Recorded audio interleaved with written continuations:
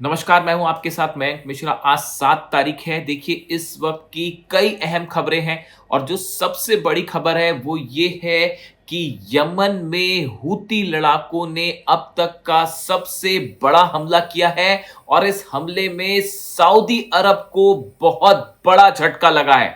देखिए, जो खबरें हैं उसके मुताबिक यमन फोर्सेस, जो कि सऊदी जिनको सपोर्ट करता है, अमेरिका जिनको सपोर्ट करता है, उनके बीच में और ईरान जिन्हें सपोर्ट करते हैं, हूती लड़ाकों के बीच में एक खुली जंग छिड़ चुकी है। और अब तक का सबसे बड़ा हमला हूती के लड़ाकों ने किया है और यह दावा हो रहा है कि इसमें 100 से ज्यादा फौजी मारे गए हैं। नंबर्स और ज्यादा भी हो सकते हैं। ईरान की जो एजेंसीज हैं वो 60 के आसपास बता रही हैं, लेकिन हूती का दावा है कि 100 से ज्यादा लड़ाके जो हैं वो ये हमलों में 100 से ज्यादा सैनिक मारे गए हैं, जो कि हूती की ऑफिशियल फोर्सेस हैं। यानी हूती की वो सेना जिनको सऊदी सपोर्ट करता है, जिनको अमेरिका सपोर्ट करता है। ये बहुत बड़ा झटका है सऊदी के लिए, सऊदी अरब के लिए। और जो इंटरनल रिपोर्ट्स बता रही हैं इस समय की कि इस हमले में सऊदी अरब की सेना के कई अधिकारी भी मारे गए हैं। देखिए, ये बेहद अहम खबर है और सऊदी अरब को बहुत बड़ा झटका है। सऊदी की सेना के कई अधिकारियों के इस हमले में मारे जाने का दावा हो रहा है। देखिए, अब ये आपको जंग फौरी तौर पर ऐसे लग सकती है कि जो हूती लड़ाके हैं उन्होंने हूती की जो सेना है उस पर हमला किया, यानी सऊदी कोलिजन की जो फोर्सेज है उस पर हमला किया। और ये हूती के इस हमले में जो है वो यमन की सेना के फौजी जो है वो मारे गए। खबर ऐसी लग सकती है, लेकिन इसके पीछे की बड़ी इनसाइड स्टोरी है। कुछ दिनों पहले ही करबला के जायरीन पर हमला हुआ था। इस हमले में ऐसा बताया जा रहा है कि इस हमले में जो लोग शहीद हुए थे, जो लोग मारे गए थे, उनको लेकर खासा गुस्सा देखा जा रहा था ईरान में। इसी तरह से आप गौर करिए, उसके कुछ दिनों पहले यमन में जो सऊदी ने स्ट्राइक की थी, उस स्ट्राइक में बताया जा रहा था कि 3 ईरान के सेना के अधिकारी भी शहीद हुए थे। ईरान की सेना के 3 अधिकारी भी उसमें जो है मारे गए थे। अब खबर क्या है कि हूती लड़ाकों ने हमला किया और सऊदी के सेना के अधिकारी मारे गए हैं। देखिए, आप इस बात को बड़ा नोटिस करिए, ये रैंडम अटैक्स नहीं है कि बस हूती के बीच में और सऊदी कोलिजन फोर्सेस के बीच में लड़ाई है। इतना आसान मामला नहीं है। सऊदी ने जो स्ट्राइक की थी हूती में, उसमें ईरान की सेना के अधिकारी मारे जाते हैं, और अब हूती ने जो स्ट्राइक की उसमें सऊदी की कई सेना के अधिकारी मारे गए हैं। इसको इनडायरेक्टली आप ईरान वर्सेस सऊदी की जंग भी मान सकते हैं। देखिए, जो खबरें हैं उसके मुताबिक हूती की तरफ से बैलिस्टिक मिसाइल से हमले किए गए, ड्रोन से हमले किए गए, ग्राउंड ऑपरेशन किए गए। यानी ये हूती का अब तक का सबसे बड़ा हमला था यमन फोर्सेस और अरब फोर्सेस के खिलाफ, खासकर सऊदी के लिए। और देखिए, जिस तरह से लाल सागर में अब तक जो नंबर्स हैं उसके मुताबिक 10 से 11 जहाज पिछले 7 से 8 दिन के अंदर हूती लड़ाकों ने सऊदी के करीब 8 से 11 के बीच में नंबर्स हैं जिनको जला दिया गया है, आग के हवाले कर दिया गया है। इसके अलावा आप देखिए, सऊदी के जितने पोर्ट्स हैं वो खाली पड़े हुए हैं। यहाँ पर इंश्योरेंस कंपनी जो है जहाज़ों को इंश्योरेंस देने को तैयार नहीं है। सऊदी की ऑयल इंडस्ट्री रुक चुकी है। यानबू की जो पाइपलाइन थी वो तबाह कर दी गई है।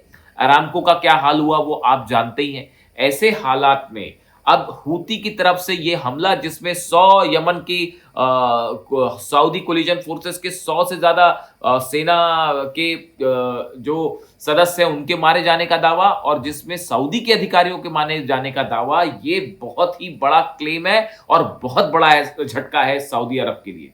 और इसीलिए इसे ईरान के अधिकारियों की मौत से जोड़ के देखा जा रहा है और कहा जा रहा है कि ये बड़ा बदला है। देखिए, इसके अलावा 2-3 बेहद अहम खबर है। कल रात को ईरान में कुछ बेहद ही रहस्यमय हुआ।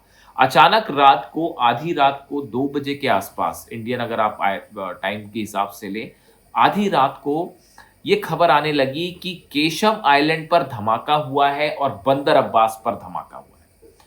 इसकी खबर ईरान की मीडिया ने ही छापनी शुरू कर दी। मतलब उन्होंने बतानी शुरू कर दी थी कि जो है वो ईरान में 2 जगह धमाके हैं, केशम आइलैंड में और बंदर अब्बास में धमाकों की आवाजें आई हैं और ये सस्पेक्टेड अटैक हो सकता है। उसके थोड़ी देर बाद देखिए ईरान के अधिकारियों की तरफ से बयान आया कि नहीं, ये धमाके नहीं है, किसी तरह का अटैक नहीं है। उन्होंने ये नहीं बताया कि ये धमाके कैसे हुए, लेकिन ये कहा कि ये अटैक नहीं है। उसके थोड़ी देर बाद फिर से ये खबर आई, कुछ जगह ये खबर हुई कि धमाके की आवाज आई है, लेकिन ये साफ नहीं है कि क्या ये स्ट्राइक थी या नहीं थी। यानी आप देखिए पूरी बीती रात ईरान में बंदर अब्बास और केशम आइलैंड को लेकर सस्पेंस बना रहा कि क्या ये हमले हो रहे हैं अमेरिका की तरफ से। देखिए उसकी एक दो वजह और है। एक तो अमेरिका के फाइटर जेट्स का और रिफ्यूलिंग जेट्स का बड़ा मूवमेंट हो रहा है इसराइल में। अब ये क्या करना चाह रहे हैं, क्या ये हमले की स्ट्रैटेजी है या वहां से इनको फिर से लोकेशन को हटाना चाह रहे हैं, क्योंकि बेन गुरियन भी निशाने पर है ईरान के। तो ऐसे में क्या किया जाएगा, क्या स्ट्रैटेजी होगी ट्रम्प की, इसको लेकर नजरें बनी हुई है। वहां रिफ्यूलिंग जेट्स पर क्या असर होता है। लेकिन अब देखिए एक और अहम और दिलचस्प खबर है, वो ओमान को लेकर है और ईरान को लेकर है। ये कहा जा रहा है कि जल्दी ईरान और ओमान के बीच में एक अंडरस्टैंडिंग हो सकती है जहाजों के आने जाने को लेकर हॉर्मुज में। देखिए मैंने आपको पहले कहा था, मैंने करीब 2 दिन पहले आपको अपने वीडियो में ये बात बताई थी।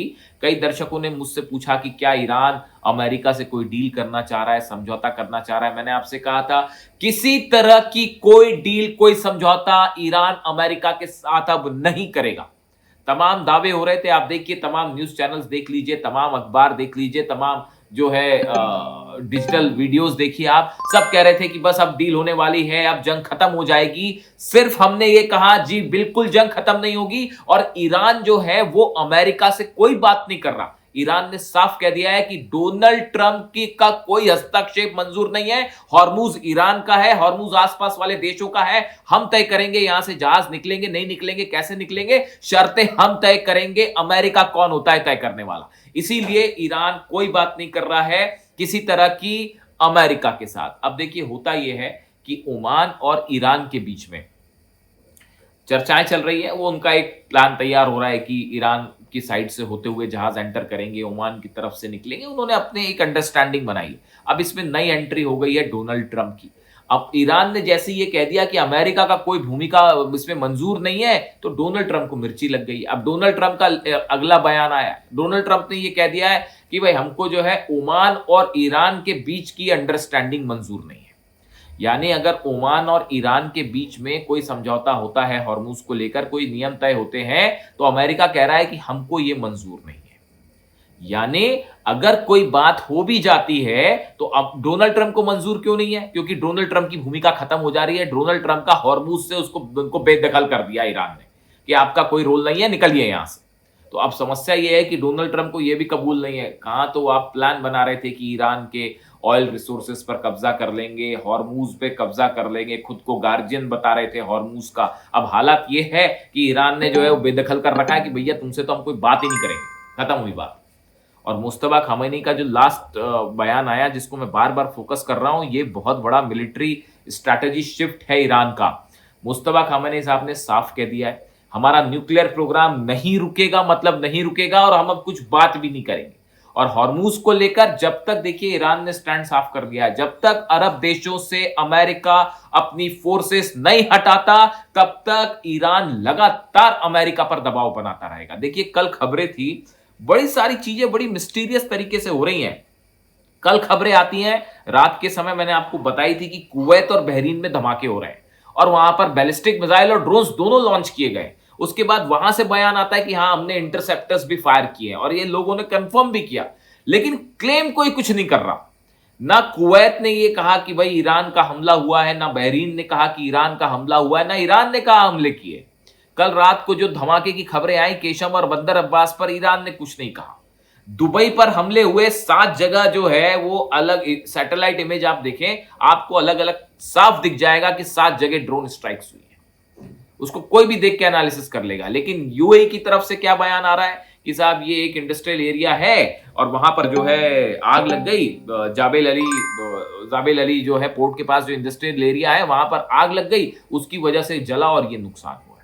जबकि हकीकत ये है जो डिफेंस एक्सपर्ट बता रहे हैं साहब, वो आजकल सब समझ में आ जाता है। तो ये आप देखें 7 जगह पर धमाके, आग ऐसे नहीं लगती कि यहां एक लग गई फिर यहां एक लग गई फिर यहां, तो बच्चा भी समझता है साहब इस बात को। तो everybody knows how the warfare nowadays is going on, और जब शाहिद 136 गिरता है तो उसके बाद कैसा नुकसान होता है वो सबने देख रखा है। तो वो सैटेलाइट इमेज जो आई यूएई के, वो साफ साफ कह रही है चीख चीख के कि भैया ये ड्रोन स्ट्राइक थी।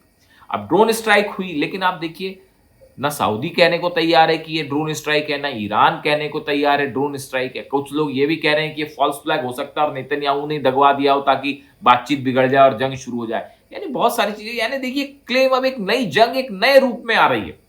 पहले ईरान क्लेम कर लेता था डंके की चोट पे कि हाँ साहब हमने मारा है, और उधर से जो है नुकसान की खबरें, लेकिन अमेरिका और इजराइल कभी कबूल नहीं करते थे।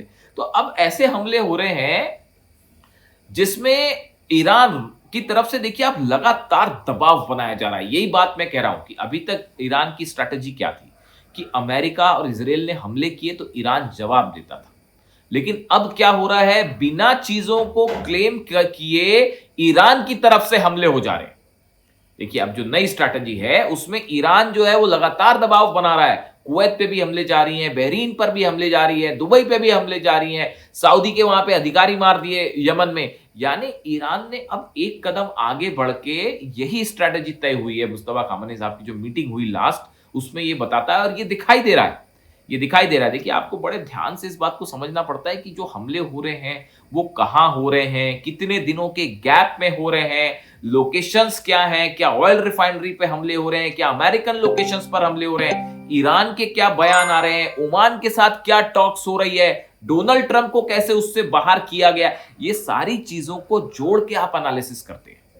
यही कोशिश है हमारी कि आम अखबार और समाचार आपको जो बता रहे हैं, हम उस पे आपको उसके अंदर की स्टोरी बताएं। इसीलिए मेरी यही कोशिश है कि हम आपको वो चीज दिखाएं, वो चीज बताएं जो आपको दूसरी जगह नहीं मिल पा रही। तो देखिए कहने का मेरा मतलब ये है यहां पर कि ये ईरान का बड़ा मिलिट्री शिफ्ट है। और अली खामनेई साहब, एक बार फिर मैं उनका जिक्र करना चाहूंगा। फ्राइडे के दिन तो मैं सिर्फ अली खामनेई साहब पे वीडियो बनाता था हमेशा, यानी मुझे हमेशा से ये लगता रहा कि फ्राइडे के दिन ऐसा हो कि सिर्फ एक वीडियो अली खामनेई साहब की टीचिंग्स को लेके, वो ज्ञान का अथाह भंडार थे अली खामनेई साहब, और अभी भी हैं साहब। उन्होंने उनकी जो लिखी हुई किताबें हैं, उनके लिखे हुए आर्टिकल्स हैं, उनके वीडियोस हैं, आप देखिए उनकी। अब देखिए फिर वही होगा कि अली खामनेई साहब का जिक्र आएगा तो फिर मैं जंग छोड़ के जो है अली खामनेई साहब की तरफ चल पड़ूंगा।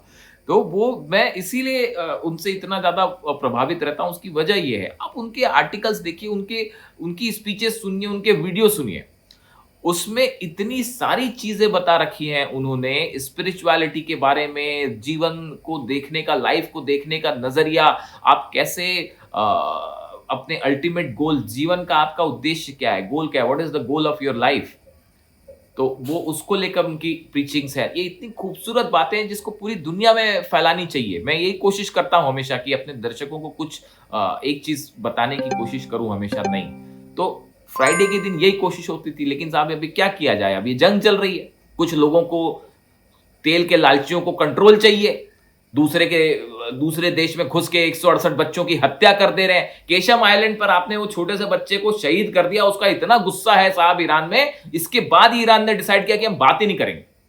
आप छोटे छोटे बच्चों को मार दे रहे हो, ऐसे लोगों से क्या बात करना साहब। यही एग्रेसिव स्टैंड है मुस्तफा खामनेई साहब का और ईरान की सिक्योरिटी काउंसिल का, और अब तो ये भी तय हो गया है। इसीलिए देखिए ईरान में जो ऐसा फ्रैक्शन है, जो लिबरल नेता है, जो बातचीत करने के पक्ष में थे या समझौते के पक्ष में थे, वो सबके सब बैकफुट पे हैं और एग्रेसिव नीति अपनाई जा रही है कि ईरान जीता है और ठोको, अब किसी से बात करने की जरूरत नहीं जब तक अमेरिकन बेसिस खाली नहीं होते। यही बात हमेशा अली खामनेई साहब ने टारगेट यही फिक्स किया था कि जितने बेसिस हैं वो खाली करे अमेरिका और जाए, ये आपस में लड़ा के सऊदी अरब और ईरान। अब तो ये इतनी छोटी सी बात तो हर किसी को समझ में आनी चाहिए कि पॉलिसी बड़ी सिंपल है, सऊदी अरब और ईरान को लड़ा दिया जाए। अरब देशों को आखिर खींच लिया ना सऊदी को मैटर में, क्या जरूरत थी सऊदी को, बताइए। वहां पर जो प्लेन उतरने वाला था, ईरान का सना में प्लेन लैंड होने वाला था, ठीक है, वो उस प्लेन पर हमला करने की और वहां पर प्लेन को रोकने की क्या जरूरत थी साहब। हुती के पास क्या बैलिस्टिक मिसाइल नहीं है, पहले से सैकड़ों बैलिस्टिक मिसाइल्स हैं, क्या ड्रोन्स नहीं, पहले से ड्रोन। आप कह रहे हो कि हथियार आ रहे हैं, तो कोई एटम बम तो भेज नहीं दिया था ईरान ने, आपको हमला करने की क्या जरूरत थी। बड़ी साधारण सी बात है कि किसके इशारे पर हमला हुआ। तमाम एक्सपर्ट कह रहे हैं अमेरिका के इशारे पर सऊदी ने हमला किया। अब उसके बाद देखिए हालात क्या है, आपको खींच लिया गया जंग में। ये जंग रुकती नहीं है आजकल, एक बार शुरू होती है तो वो चलती ही रहती है। अब देखिए वो सऊदी और यमन के बीच में सीधी-सीधी जंग शुरू है। 100 यमन की सेना और जो सऊदी लेड फोर्सेस है उनके 100 से ज्यादा फौजी मरे हैं, इतना तो मैं ही कंफर्म कर दूंगा। और नंबर्स और बढ़ भी सकते हैं। और कई सऊदी अधिकारियों की भी मरने की ऐसे दावे हो रहे हैं, जिसके बाद अब जो है मोहम्मद बिन सलमान का क्या स्टेप होगा, क्या अमेरिका हमला करेगा यमन पे, वो आप पता चल जाएगा अगले कुछ घंटों में। लेकिन यहाँ पर ये मामला है कि एक जंग नई खिंच चुकी है। ओमान और ईरान के बीच में जो बातचीत है उससे डोनाल्ड ट्रंप खुश नहीं है। वो चाह रहे हैं कि साहब मेरे को तो बाहर कर दिया, मेरी तो कोई बखत रह ही नहीं गई, फिर अगर यही सब तय कर लेंगे तो। दूसरी तरफ जंग करने की हालात में अमेरिका है नहीं। वो फिर लड़ाई हुई है, पता चला वहां पे अच्छी खासी, जिसको लेके बहस चल रही है और व्हाइट हाउस सफाई देता फिर रहा है और पेंटागन सफाई देता फिर रहा है कि पीट हेग्सेट पर, अपने रक्षा मंत्री पर डोनाल्ड ट्रंप भड़क गए कि ये जो है हथियार कम होने वाली, जो मिसाइल्स इंटरसेप्टर्स खत्म होने वाली खबर है, ये कैसे फैल गई, अगर ये सच है तो तुमने मुझे क्यों नहीं बताया, और दूसरी बात अगर इंटरसेप्टर्स हैं तो ये खबर लीक कैसे हो गई, और जिन्होंने लीक करी उनके खिलाफ कार्रवाई होगी। अब ये सब वहां झमेला चल रहा है। इसीलिए कह रहे थे कि ईरान से मत उलझो। और ईरान ने जो है, जो इनसाइड स्टोरी है, एक्सक्लूसिव बता रहा हूं मैं आपको, ईरान ने ये पिछले 2 साल की बात कर रहा हूं, और सब जंग जोड़ लीजिए आप, 12 दिन वाली जंग भी जोड़ लीजिए, पहली जो स्ट्राइक हुई थी वो भी जोड़ लीजिए, उसके बाद सबसे बड़ी जंगी तैयारी कर ली है ईरान ने। और अगर किसी भी तरह का कोई भी हमला होता है, देखिए बातचीत तो फेल होनी है, न्यूक्लियर मुद्दे पर बात नहीं होगी। ईरान इस बात के लिए तैयार है कि हमला होगा और उसका करारा जवाब दिया जाएगा। और जबरदस्त ग्राउंड ऑपरेशंस की तैयारी कर रखी ईरान ने, और बड़े सरप्राइज देने के लिए तैयार। यानी वो आप देख सकते हैं, अगर हमला होता है इस बार ईरान की फोर्स घुस जाएंगी किसी भी देश में, कब्जा करके बैठ जाएंगी वहां पे, इतना ज्यादा गुस्सा है वहां पे। तो अभी ये बड़ा झटका है सऊदी अरब के लिए। और सऊदी के अधिकारियों को, सेना के अधिकारियों को मारे जाने का दावा उसको उस तरह से लिया जा रहा है कि ईरान के सेना के अधिकारियों को सऊदी ने अमेरिका के साथ स्ट्राइक में मारा, बदला ले लिया ईरान ने। इससे जुड़ा जो भी अपडेट होगा वो मैं आपको बताऊंगा। चैनल को जरूर सब्सक्राइब करें। ये चैनल आप ही के लिए खोला गया है ताकि हम ऐसी चीजें आपको बता पाएं जो आपको साधारण रूप में नहीं मिल रही हैं। चैनल को सब्सक्राइब करें, कमेंट करें, मैं आपके सारे कमेंट पढ़ता हूं, कोशिश करूंगा जवाब भी दूं। Thank you so much.